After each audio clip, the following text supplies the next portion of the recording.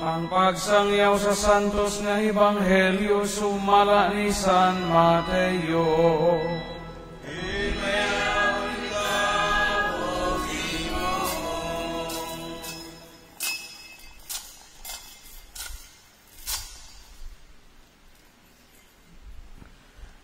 Walay tao nga mahimong ulipon sa duha ka agalon, kay mahitabo gayud nga iyang dumtan ang usa ug ang usa iyang higugmaon. Uunungan niya ang usa ug ang usa iyang tamayon. Dili kamo makapaulipon sa Dios o sa sapi. Tungod niini sultihan ko kamo. Ayaw kamo kabalaka sa inyong kanon o sa inyong imnon aron mabuhi kamo o sa inyong ibiski.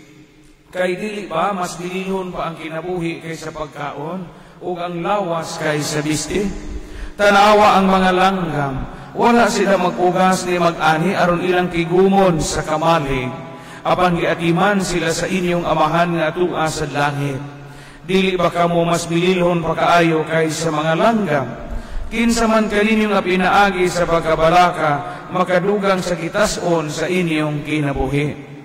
O nganong mabalaka man kamo sa inyong ibisti, tanawa giun sa pagtubo ang mga buwak sa kaumahan.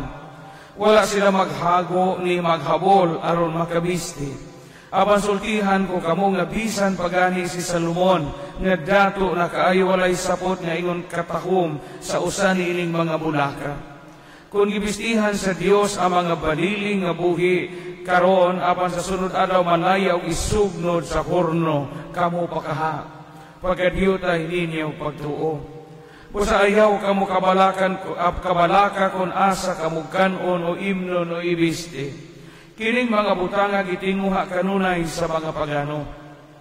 Ang inyong amahan nga tuwa sa langit na sayod nga nagkinahanglan kamo niining mga butanga.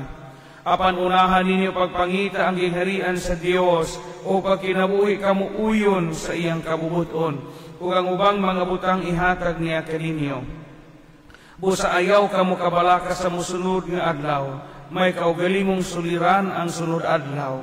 Busa ayaw na pun-i ang suliran sa matag adlaw. Ang Ebanghelyo sa Ginoo.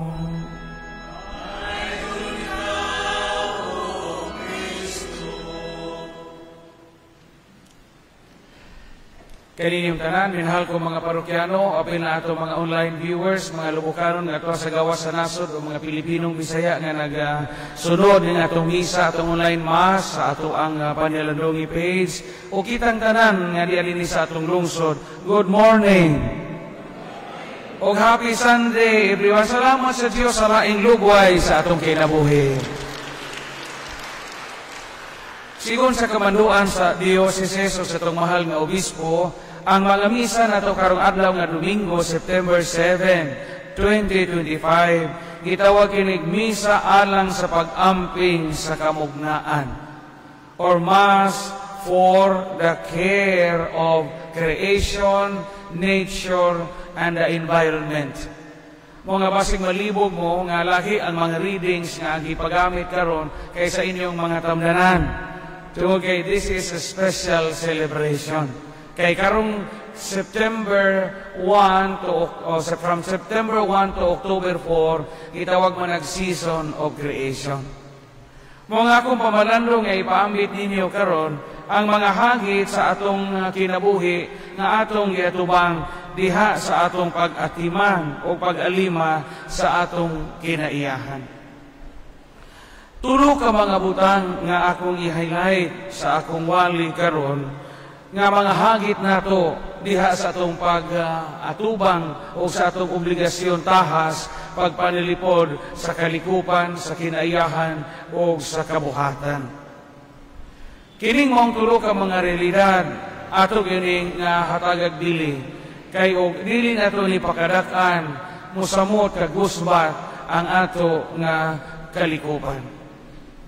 Primero, the changing weather and climate patterns. Gituki kini sa atong Santo Papa kaniadto si Pope Francis sa iyang suwat gitawag og Laudato Si. Kawantay mo, kamo mga tiguang na kay numbro mo. So, panahon ganiting init, ang init sa gamay pata, laki yun sa init karon, di ba? Ang init kanya to, magwanta man sa way pajong. Tagsara may ma-heat stroke sa mga bata pata. Magduwa maganita ng init sa una mo, bito na dahat nagkuto. Dahan tagkuto, dahan taglusa, dahan tagudyaman, ang mga laking pisot, daghag tungaw. Ngano man na, kay we love to play outdoor. Magwanta man ang init kanya to. Pero karon tanawa, usa sa mga health challenges karon kanang mga kaso sa heat stroke. Kay init na kaaso, labi na jog summer, di na magwanta ang kainit. Ako sinati majud ko niini kasi gamay pa mi pasagibuon may og bao, pa bungayon may maisan, pa bungayon may daruhan. Di man mo balihon ang init o gasunsis buntag, magwanta man. Pero karon grabe ang kainit. Labi na sa mga lugar nga wadya mo'y kahoy. Labi na sa mga syudad, labihay na yung inita.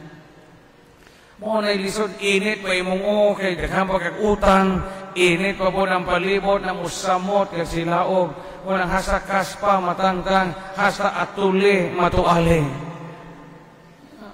Tinuod ng climate change o the changing weather patterns. Connected sa ilabihang kainit karon sa kalibutan, which is dili ginamagama o dili tumutumo, na usab karon ang weather patterns. Sa mga karaan o sa kaniyaing panahon, kabantay mo mga tiguang, labi na kamo mga anak o mag-uuma, makahibaw tag unsang buwana sa tuig ang ting-uwan, unsa ang ting-init.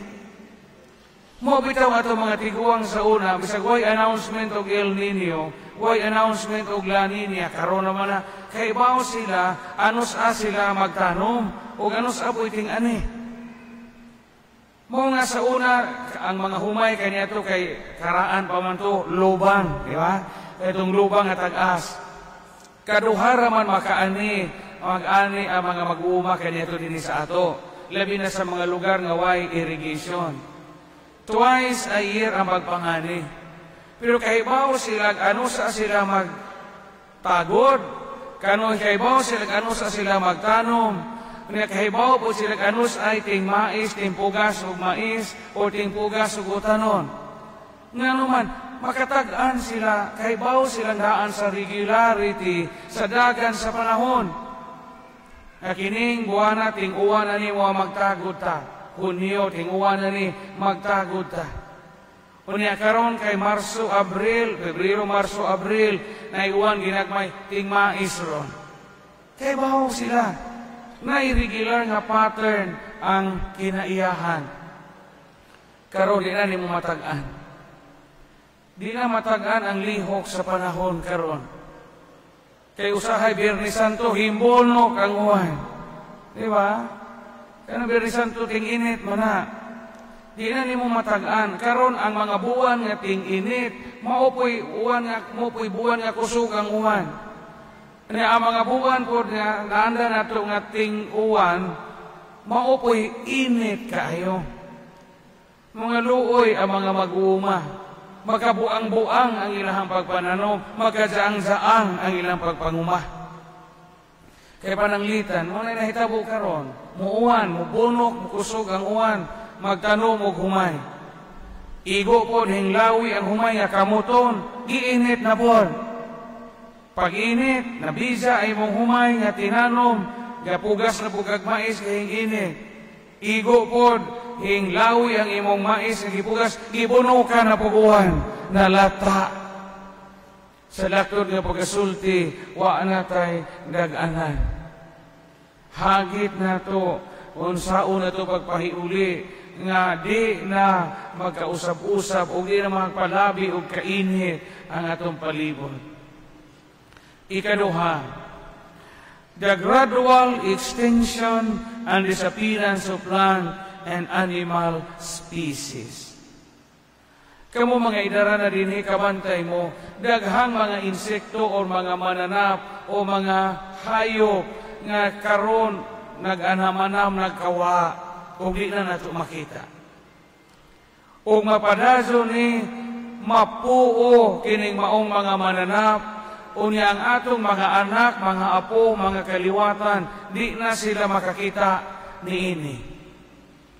Kabantay mo sa una sa gamay pata, daghan mang klase sa alindanaw. Kabantay mo, ana? No? Daghang klase sa alindanaw. Di sa batuan. Daghang klase sa alindanaw. Sa gamay pata dahi alindanaw nga dagko. Katong abaw nga murag green-green. Nga maubito to'y nabitag istorya sa mga tiguang sa una nakay uyab. Kanya pangajuan ni mong buhok ni mong uyab, buhok nga taas, na magbinuang na imong uyab, ibangan ni mo sa alindanaw itong isang buhok, aron mabuang na imong uyab. Kaya nangitag laing laki, kadugog mo na. Yan na sa una. Kaya nang uyab sa una, kaya namang mo kinuptanan, panjo, buhok, pilok, muta, usahay. Kubtanan, di mo labi naghimbiyahe imong uyab. Unya imong uyab kita to sa Manila, kay gapamid, ikaw ulitaw na ara kadinhi sa Lobo. Sama imong handomon magsigig tanaw to ijang buhok, ijang panjo nga siniprahan sa ijangan or ijang muta or pilok nga imong giputo sa panjo nga ijang hinatan. Na makabalita ka nga nakauyab sila lain sa Manila, imong mato sa matiguang sa una, aron sila mabuang o matiriring, aron makabawas ka sa imong hinanakit, ibangan to sa alindanaw imong ijang buhok. Niglupa-lupa sa alindanaw, mabuang to imong uyab sa Manila. Di ko na tinuod, pero mauna ilahang. Wa na, pipila na lang ka klase sa alindanaw ato makita. Sa gamay pakinadaghanang alindanaw, kitong gabihan bitaw sa una, na alindanaw gagagmay glawas na blue, na ay pink, na ay puwa, na ay banbanon, daghang alindanaw nga klase. Daghan o alibangbang. Karon pila na ng kaklase sa alibangbang ang naa. Sa gamay pa tada, alibangbang dako nga murag daghang ng daghan bitawng sa nga ng kato-kato na manglupad. No? Diha po alibangbang yelo, diha puti na itumon. Na po alibangbang dako nga itom nga suguon pagpaibaw na to nga mamatay na tangigagaw, di ba? Kaya dumdum na alibangbang dako sa unang mukalit ug tupa ingnon to ni nanay sa huy, kisa may kasugo ni mo, pauli sa idyo. Kay duawon kuno kay alibangbang nga itom, na kuno kay pariente, o rigagaw o uyab sa una, trato ni mo sa una nga namatay. Kay nagushan ni sobra agka o utang munggos. Karon, suy-suroy taani, nihit na siyang alibangbang. Nga man na kay naghinubra ang atong paggamit sa mga kemikal, sa mga pesticides, sa mga insecticides. Di na ganita kakita ka-adoro ka ng mga suhong. Kailan mo magsuhong? Kailan mo magsuhong? Suhong bitang mara grasshopper nga maglupad-lupad. Kana bito na muhawak ng pisot nga muhubag ng kanang pisot nga hagkag timos. Mura kanang suhong timos o aliseo-seo. Pariho ra ng forma grasshopper family. Kaya mo sa unang ihagkag timos at pisot. Diyan muna, tagsa na doon timos ron. Na nangawadaghang mga insekto, mga hayop nga nangawa. Aninipot. Nabay study nga ang aninipot in the coming 10 years from now, di na takakitag aninipot. Aso gani ka na patay firefly watching din o di ta magpakabana, di na kakita ang ato nga mga anak o aninipot. Ilang makitaan siguro pohon, almoranas na naman. Hindi na mga ugutan, muna ipuli sa aninipot. So sa unas gamay patakinadagan, langgam god. Sa gamay patakinadagan ang klase sa langgam nga naa sa itong palibot. Dahil tikaro nga manglubag o piso, dahil it-it, dahil kanang antulihaw, dihay kanang tukmo, dihay pa'y tamsi nga puwag dughan, dihay siloy, dihay kokok, dihay manahak, dihay manatad, dihay kaukaw, dihay kalamantigo, dihay talibas, kinadagan ng langgam sa una, dihay lapay, dihay sa guksok, kinadaghanang langgam sa unag. Tawa karon sa may nahibilin karon, alan sijang nga puwag mata murag ka nagasyabo.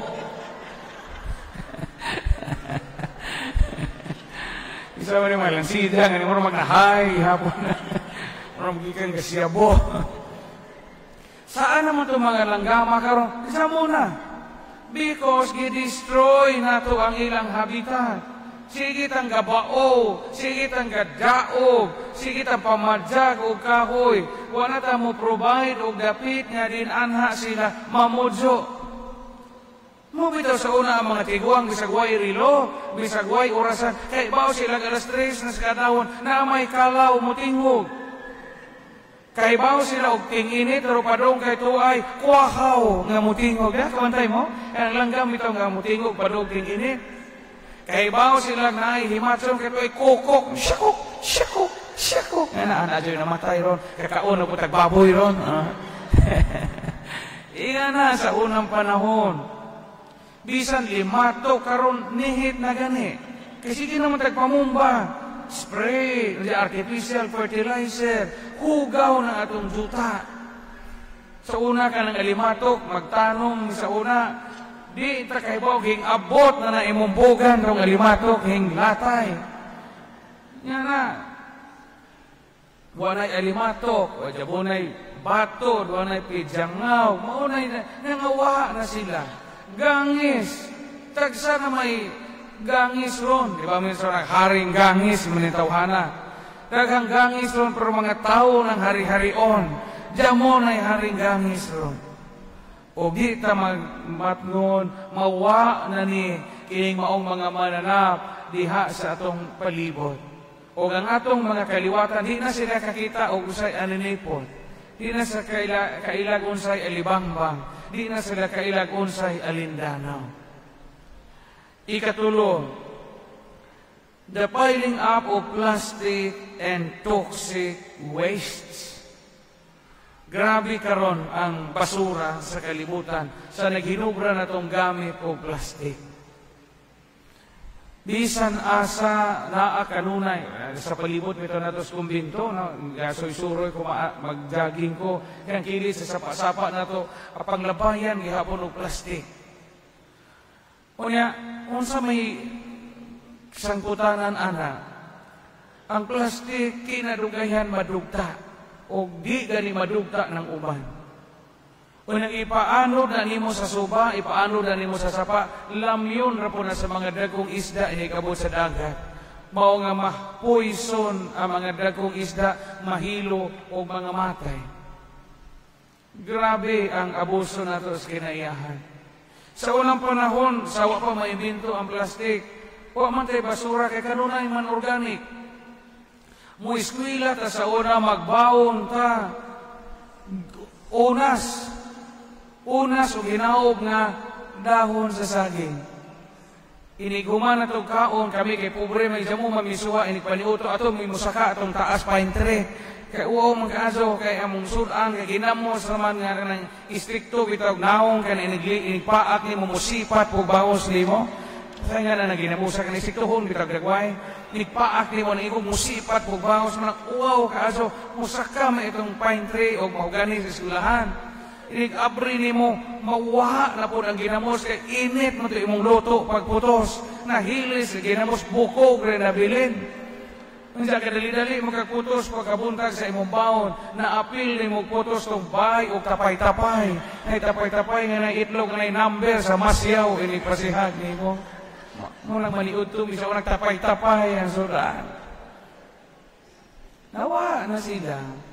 Sobraan na atong paggamit sa mga plastic waste o mga chemicals. Sa una, mga tutang merkado na abad ay silufin, bag nga kanang market basket, kanang Maria went to town. Always recycle. Mamalitag isda, mamalitag unsa, di naman isulog silupin, ituhog na to. Isda tinuhog, kinason poston na nagdahon, jamoy basura. Kay ang dahon, ma-recycle man to. Mubiyahe tag Cagayan de Oro, mubiyahe tag Malabang Lanaw, sa may buhaton, magtapan tag manok, o niya magpuso. Hindi kumakaon mo sa imong puso, madunlan ka. Hindi labay sa puso, ma-recycle o balik, kay dahon magsaging. Karon grabe, sa drive-thru, tanan, basura, hasta kutsara, tinidor, plastic, asa man na nato ilabay. Na di man na siya madugta. Pila pa ka tuig, pila pa ka dekada, asa pa na madugta.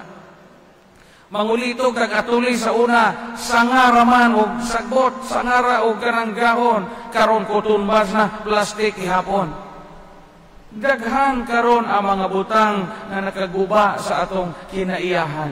Nga og di ta maningkamot nga mausab ning atong lifestyle. Musangko kita sa pagkagusbat sa kinaiyahan nga damo na ta ibilin. Damo na ta ibilin sa sulod nga mga henerasyon. O maabot ang panahon nga magpadabi kitag abusar sa kinaiyahan, basulon ta, tunguhon ta sa umaabot ng mga henerasyon o kaliwatan nato sa atong pag-abusar o pagpahimos, sagasa sa kinaiyahan, nga wa nato sila saline, wa nato sila binli, o unsay angay para nila. Sa paningkamot, sa kinabuhi, sa itong palibot, atong mga anak, iedukar sila unsa ang tinuod nga pag-amping sa kinaiyahan. Bisag asa, bisag mamisa ganito sa baryo, kaghang dayapir anang kilid. Kanang dayapir bitag masakiton o mga bata, ipanglabay ra bisag usa, tanggon og iro. Dugay ba yung madugta ng dayapir? Maso pa to sa unang bakbak, katong panapton sa unang nga gamiton ninugdugon mo, mga base, kalabhan pa to ninyo iniguman, pagkasunod ting dugo, recycle. Yan na, sa una, labhan ang ginugan sa mong mama, dadon sa suba, dadon sa sapa, bunawan o palupalo, inigagas sa duga, mudugok tong daghang pantat o tilapia, among sarapon, isudan o paniod to. Kinalamian ang sabaw pantat nga sagol rigla sa imong mama.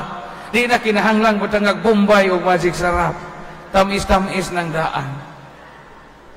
So, kining tulo nga mga ecological challenges, naghatag ka natog na kong hangit.